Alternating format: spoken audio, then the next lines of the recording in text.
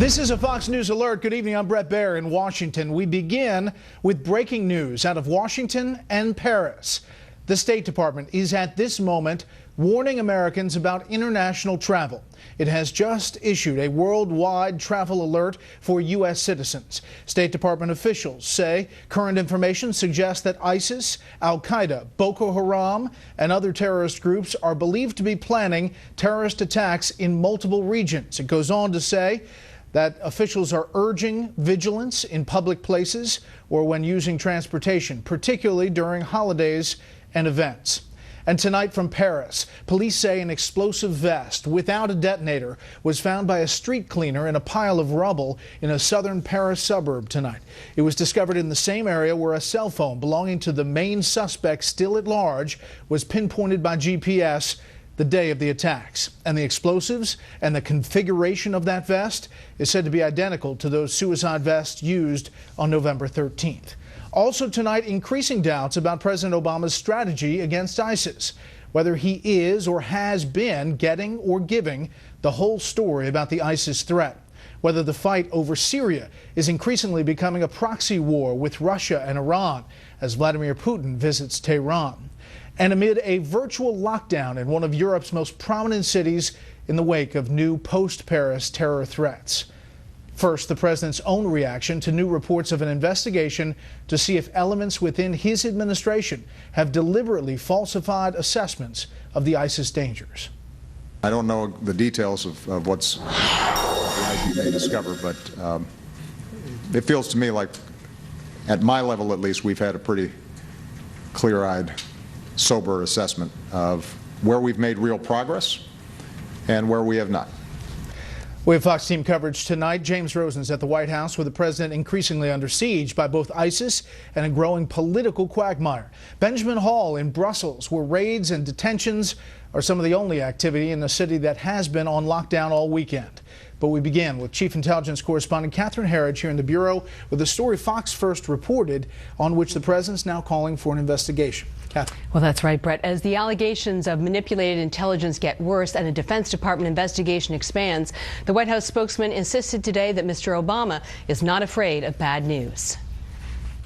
The president would rather get that information and make changes to the strategy where necessary than not. But a year before ISIS swept through Iraq, a former Pentagon official says there were multiple intelligence assessments from the Defense Intelligence Agency and CIA warning of the terror group's rapid rise in Iraq, North Africa, and the Sinai, where ISIS recently claimed the bombing of a Russian jet. Despite the warnings, the official who was part of the White House discussions said the administration kept, quote, kicking the can down the road, and, quote, the president didn't want to hear it, a charge described as baseless at the White House briefing. He has made quite clear to military leaders and to intelligence officials that he's looking for the best, most accurate assessment of what's actually happening that he can possibly get. The investigation into whether ISIS intelligence was manipulated at Central Command, which has responsibility for 20 nations, including Iraq, is expanding. Fox News is told that the pressure on CENTCOM analysts from their supervisors included at least 2 emails now in the possession of the Defense Department Inspector General, suggesting they, quote, cut it out on the negative assessments and towed the line. Today, the Republican chairman of the House Intelligence Committee, Devin Nunes, sent a letter to the Defense Department Inspector General asking if documents were destroyed at CENTCOM. On Sunday, he said there is a disconnect between what lawmakers have seen firsthand and what the White House is claiming. And I think more alarming, what we hear the president and his senior officials saying to the public, it just doesn't jive with what they're saying in public and what we see on the ground. Asked if the head of CENTCOM, General Austin, is being questioned by the Inspector General, a CENTCOM spokesman did not answer directly, adding the command welcomes independent oversight and will continue to work with congressional requests. Brett. Catherine, thank you. You're welcome. One of Europe's major centers for international politics is in the grip of terror tonight. Armed troops patrol the streets in Brussels, Belgium, while authorities conduct terror raids as they search for one of the architects of the Friday the 13th attacks in Paris. Correspondent Benjamin Hall is in Brussels tonight. Today in Brussels, the threat continues. Of the 21 arrested last night, 17 have now been released.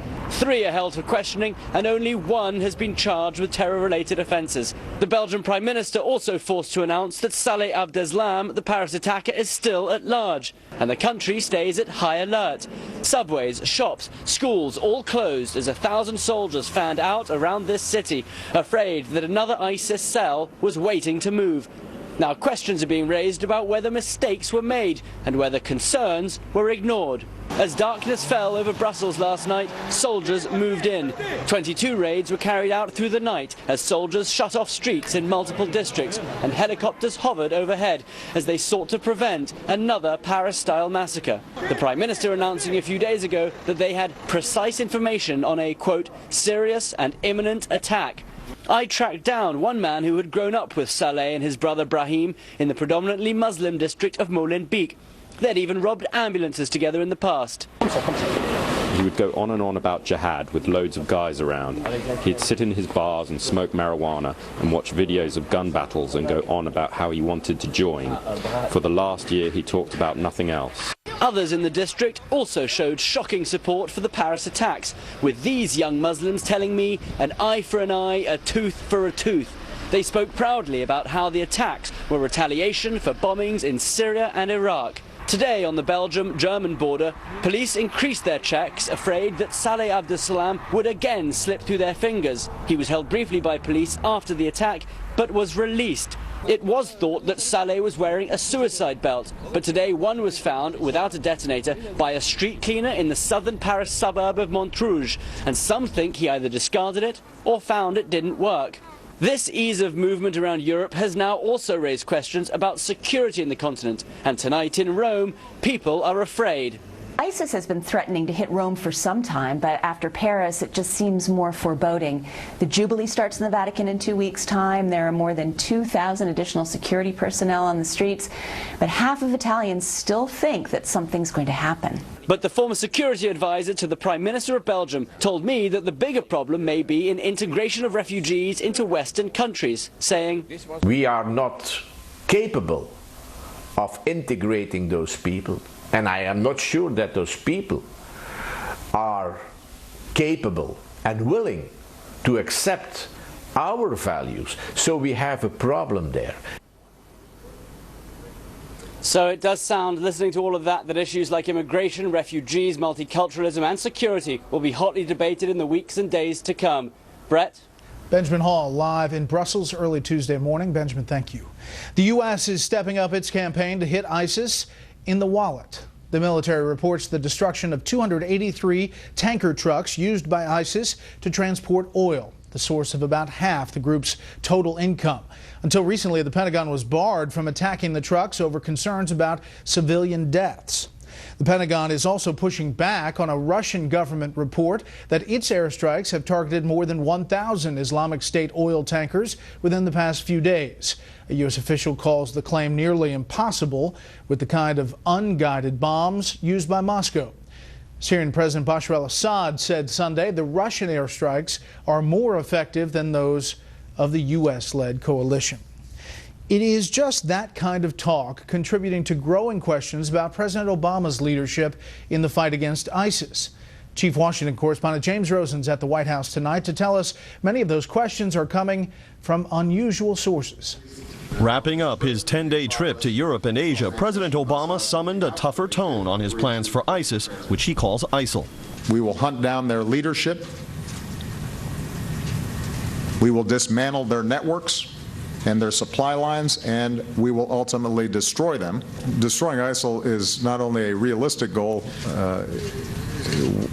we're going to get it done. But aides said later Mr. Obama was not promising to complete that mission by the end of his term, and they brushed aside as so much Beltway noise, mounting criticism from members of the president's own war cabinet and party who have begun since the Paris attacks to openly question the commander-in-chief's ISIS strategy. I don't think the approach is sufficient to the job. This has gone on too long now, and it has not gotten better. It's gotten worse. We have all along underestimated ISIS. The President of the United States and other world leaders need to recognize that this is not a time to just kind of sit back and hope that somehow this enemy will go away. You understand that the criticism of this effort is extending beyond the usual precincts, correct? To include people that work for this president? To include people in Washington, D.C., and they're certainly entitled to their opinion. The president certainly has valued the advice that they have given over the years, and certainly if they have additional ideas or suggestions,